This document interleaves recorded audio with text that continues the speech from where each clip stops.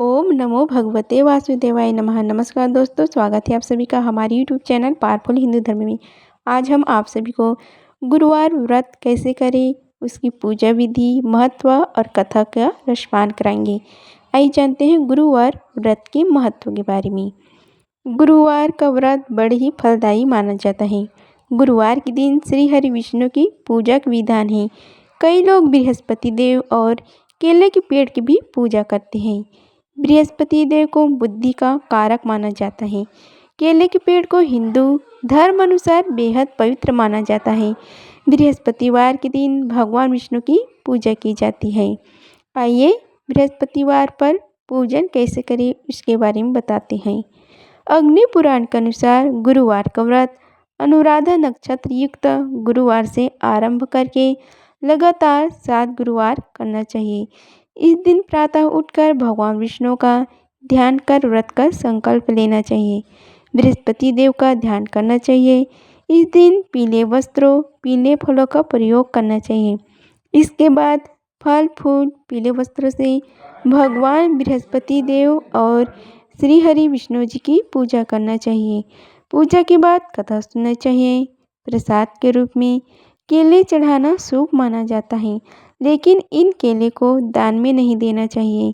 शाम के समय बृहस्पतिवार की कथा सुननी चाहिए और मान्यता अनुसार इस दिन एक बार बिना नमक का पीला भोजन करना चाहिए। भोजन में चने की दाल का भी प्रयोग किया जा सकता है। आइए अब हम आप सभी को बृहस्पतिवार की पौराणिक कथा का रसपान कराते हैं। प्राचीन समय की बात है। एक नगर में एक बड़ा व्यापारी रहता था। वह जहाज़ों में माल लदवाकर दूसरे देश में भेजा करता था। वह जिस प्रकार अधिक धन कमाता उसी प्रकार जी खोलकर दान भी करता था। परंतु उसकी पत्नी अत्यंत कंजूस थी। वह किसी को एक दमड़ी भी नहीं देती थी। एक बार सेठ जब दूसरे देश व्यापार करने गया तो पीछे से बृहस्पति देव ने साधु का वेश में उसकी पत्नी से भिक्षा मांगी। व्यापारी की पत्नी बृहस्पति देव से बोली कि हे साधु महाराज, मैं इस दान और पुण्य से तंग आ गई हूँ। आप कोई ऐसे उपाय बताएं जिससे मेरा सारा धन नष्ट हो जाए और मैं आराम से रह सकूं। मैं यह धन लुटाता हुआ नहीं देख सकती। बृहस्पति देव ने कहा, हे देवी, तुम बड़ी विचित्र हो। संतान और धन से कोई दुखी नहीं होता है। अगर अधिक धन है तो इसे शुभ कार्यों में लगाओ। कुमारी कन्याओं को विवाह कराओ। विद्यालय और बाग बगीचों का निर्माण कराओ। ऐसे पूर्ण कार्य करने से तुम्हारा लोक परलोक सार्थक हो सकता है। परंतु साधु की इन बातों से व्यापारी की पत्नी को खुशी नहीं हुई। उसने कहा कि मुझे ऐसे धन की आवश्यकता नहीं है जिसे मैं दान में दूं। तब बृहस्पति देव बोले, यदि तुम्हारी ऐसी इच्छा है तो तुम एक उपाय करना। 7 बृहस्पतिवार घर को गोबर से लिपना, अपने केशों को पीली मिट्टी से धोना, केशों को धोते समय स्नान करना, व्यापारी से हजामत बनाए को कहना, भोजन में मांस मदिरा खाना, कपड़े अपने घर से धोना। ऐसे करने से तुम्हारा सारा धन नष्ट हो जाएगा। इतना कहकर बृहस्पति देव अंतर्ध्यान हो गए। व्यापारी की पत्नी ने बृहस्पति देव के कहे अनुसार 7 बृहस्पतिवार को वैसे ही करने का निश्चय किया। केवल 3 बृहस्पतिवार बीते थे कि उसकी समस्त धन संपत्ति नष्ट हो गई और वह परलोक सिधार गई। जब व्यापारी वापस आया तो उसने देखा कि उसका सब कुछ नष्ट हो चुका है। उस व्यापारी ने अपनी पुत्री को सतावना दी और दूसरे नगर में जाकर बस गया। वहाँ वह जंगल में लकड़ी काट कर लाता और शहर में बेचता। इस तरह वह अपने जीवन व्यतीत करने लगा। एक दिन उसकी पुत्री ने दही खाने की इच्छा प्रकट की, लेकिन व्यापारी के पास दही खरीदने के पैसे नहीं थे। वह अपनी पुत्री को आश्वासन देकर जंगल में लकड़ी काटने चला गया। वहाँ एक वृक्ष के नीचे बैठ अपनी पूर्व दशा पर विचार कर रोने लगा। उस दिन बृहस्पतिवार था। तभी वहाँ बृहस्पति देव साधु के रूप में सेठ के पास आए और बोले, हे मनुष्य, तू इस जंगल में किस चिंता में बैठा है? तब व्यापारी बोला, हे महाराज, आप सब कुछ जानते हैं। इतना कहकर व्यापारी अपनी कहानी सुनाकर रो पड़ा। बृहस्पति देव ने बोले, देखो बेटा, तुम्हारी पत्नी ने बृहस्पति देव का अपमान किया था, इसी कारण तुम्हारे यह हाल हुआ है। लेकिन अब तुम किसी प्रकार की चिंता मत करो। तुम गुरुवार के दिन बृहस्पति देव का पाठ करो। 2 पैसे के चने और गुड़ लेकर जल के लोटे में शक्कर डालकर वह अमृत और प्रसाद अपने परिवार के सदस्यों और कथा सुनने वालों में बांट दो। स्वयं भी प्रसाद और चरण अमृत दो। भगवान तुम्हारा अवश्य कल्याण करेंगे। साधु की बात सुनकर व्यापारी बोला, हे महाराज, मुझे तो इतना भी नहीं बचता कि मैं अपनी पुत्री को दही लाकर दे सकूं। इस पर साधु जी बोले, तुम लकड़ियां शहर में बेचने जाना। तुम्हें लकड़ियों के दाम पहले से 4 गुने मिलेंगी, जिससे तुम्हारे सारे कार्य सिद्ध हो जाएंगे। उसने लकड़ियां काटी और शहर में बेचने के लिए चल पड़ा। उसकी लकड़ियां अच्छे दाम में बिक गई, जिससे उसने अपनी पुत्री के लिए दही लिया और गुरुवार की कथा हेतु चना गुड़ लेकर कथा की और प्रसाद बांटकर स्वयं की खाया। उसी दिन से उसकी सभी कठिनाई दूर होने लगी। परंतु अगले बृहस्पतिवार को वह कथा करना भूल गया। अगले दिन वहां के राजा ने एक बड़े यज्ञ का आयोजन कर पूरे नगर के लोगों के लिए भोज का आयोजन किया। राजा की आज्ञा अनुसार पूरे नगर राजा के महल में भोज करने आ गया, लेकिन व्यापारी वह उसकी पुत्री तनिक विलंब से पहुँचे। अतः उन दोनों को राजा ने महल में ले जाकर भोजन कराया। जब ये दोनों लौट कर आए, तब रानी ने देखा कि उसका खूंटी पर टंगा हार गायब है। रानी को व्यापारी और उसकी पुत्री पर संदेह हुआ कि उसका हार उन दोनों ने ही चुराया है। राजा की आज्ञा से उन दोनों को कारावास की कोठरी में कैद कर दिया गया। कैद में पड़कर दोनों अत्यंत दुखी हुई। वहां उन्होंने बृहस्पति देवता का स्मरण किया। बृहस्पति देव ने प्रकट होकर व्यापारियों को उनकी भूल का आभास कराया और उन्हें सलाह दी कि गुरुवार के दिन कैद खाने के दरवाजे पर तुम्हें 2 पैसे मिलेंगे। उनसे तुम चने और मुनक्का मंगवाकर विधि पूर्वक बृहस्पति देवता का पूजन करना, तुम्हारे सब दुख दूर हो जाएंगे। बृहस्पतिवार को कैद खाने के द्वार पर उन्हें 2 पैसे मिले। बाहर सड़क पर एक स्त्री जा रही थी। व्यापारी ने उसे बुलाकर गुड़ और चने लाने को कहा। इस पर वह स्त्री बोली, मैं अपनी बहू के लिए गहने लेने जा रही हूँ, मेरे पास समय नहीं है। इतना कहकर वह चली गई। थोड़ी देर बाद वहां से एक और स्त्री निकली। व्यापारी ने उसे बुलाकर कहा कि हे बहन, मुझे बृहस्पतिवार की कथा करनी है, तुम मुझे 2 पैसे का गुड़ चना ला दो। बृहस्पति देव का नाम सुनकर वह स्त्री बोली, भाई, मैं तुम्हें भी अभी गुड़ चना लाकर देती हूँ। मेरा इकलौता पुत्र मर गया है, मैं उसके लिए कफन लेने जा रही थी, लेकिन मैं पहले तुम्हारा काम करूँगा, इसके बाद अपने पुत्र के लिए कफन लाऊंगी। वह स्त्री बाजार से व्यापारी के लिए गुड़ चना लाकर दे आई और स्वयं भी बृहस्पति देव की कथा सुनी। कथा के समाप्त होने पर वह स्त्री कफन लेकर अपने घर गई। घर पर लोग उसके पुत्र की लाश को राम नाम सत्य है कहते हुए शमशान ले जाने की तैयारी कर रहे थे। स्त्री बोली, मुझे अपने लड़के का मुख देख लेने दो। अपने पुत्र का मुख देखकर उस स्त्री ने उसके मुंह में प्रसाद और चरण अमृत डाला। प्रसाद और चरण अमृत के प्रभाव से वह पुनः जीवित हो गया। पहली स्त्री जिसने बृहस्पति देव का निरादर किया था, वह जब अपने पुत्र के विवाह हेतु पुत्र वधू के लिए गहने लेकर लौटी और जैसे ही उसका पुत्र घोड़ी पर बैठकर निकला, वैसे ही घोड़ी ने ऐसे उछल मारे कि वह घोड़ी से गिरकर मर गया। यह देख स्त्री रो रो कर बृहस्पति देव से क्षमा याचना करने लगी। उस स्त्री की याचना से बृहस्पति देव साधु वेश में वहां पहुंचकर कहने लगे कि हे देवी, तुम्हें अधिक विलाप करने की आवश्यकता नहीं है। यह बृहस्पति देव का अनादर करने के कारण हुआ है। अतः तुम वापस जाकर मेरे भक्त से क्षमा मांगकर कथा सुनो, तभी तुम्हारी मनोकामना पूर्ण होगी। जेल में जाकर उस स्त्री ने व्यापारी से माफी मांगी और कथा सुनी। कथा के उपरांत वह प्रसाद और चरण अमृत लेकर अपने घर वापस गई।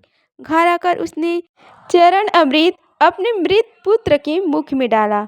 चरण अमृत के प्रभाव से उसका पुत्र भी जीवित हो उठा। उसी रात बृहस्पति देव राजा के सपने में आए और बोले कि हे राजन, तूने जिस व्यापारी और उसके पुत्री को जेल में कैद कर रखा है वह बिल्कुल निर्दोष है। तुम्हारी रानी का हार वही खूंटी पर टंगा हुआ है। दिन निकला तो राजा रानी ने हार को खूंटी पर टंगा हुआ पाया। राजा ने उस व्यापारी और उसकी पुत्री को रिहा कर दिया और उन्हें आधा राज्य देकर उसकी पुत्री का विवाह उच्च कुल में करवाकर दहेज में हीरे जवाहरात दिए। आइए अब हम सभी मिलकर बृहस्पति देव की चालीसा का पाठ करते हैं।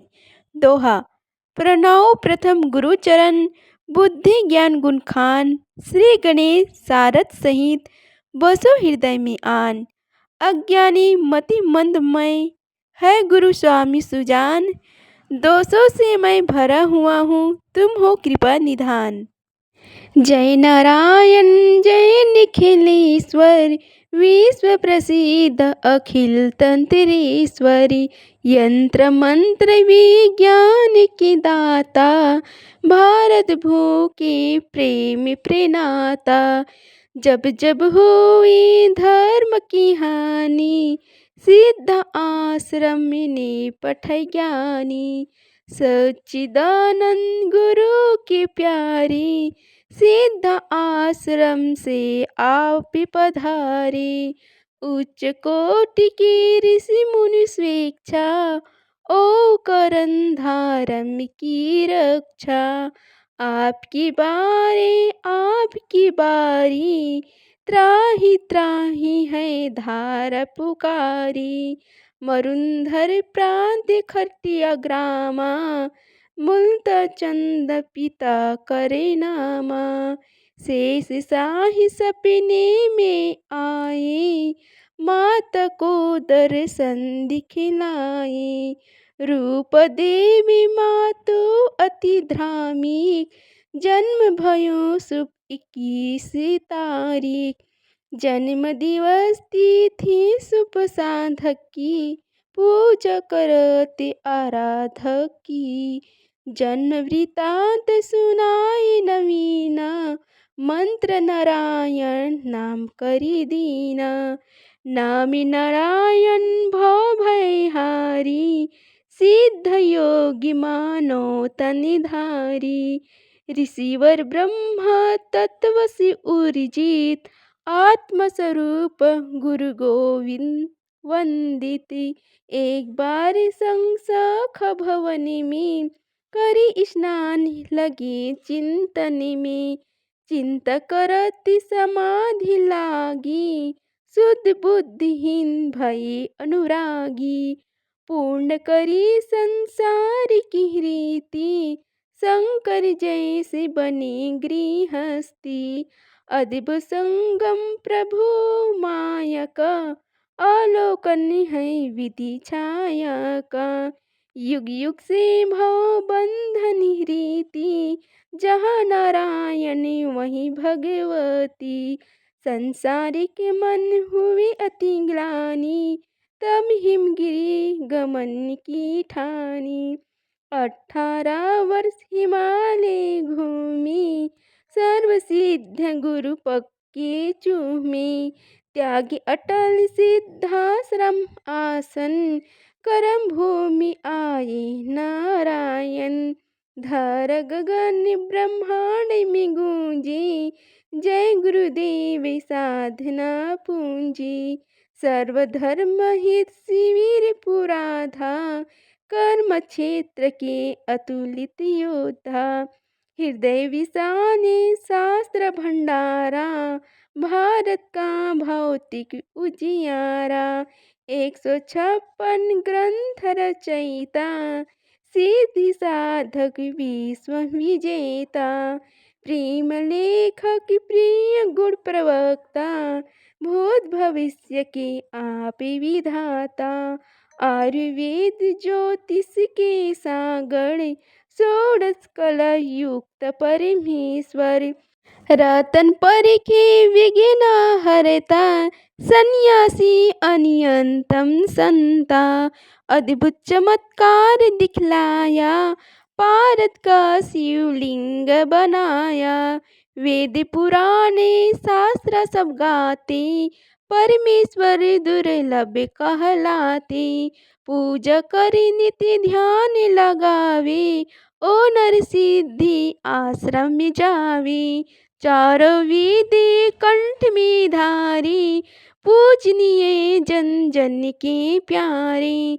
चिंतन करत मंत्र जब गाये, विश्वामित्र वशिष्ठ बुलाए। मंत्र नमो नारायण साचा, ध्यान दे भागति भूति पिचासा। प्रातः कल करहि निखिल नायन, मन प्रसन्न नीत तेजस्वी तन। निर्मल मन से जो भी ध्यावे, रिद्धि सिद्धि सुख संपत्ति पावे।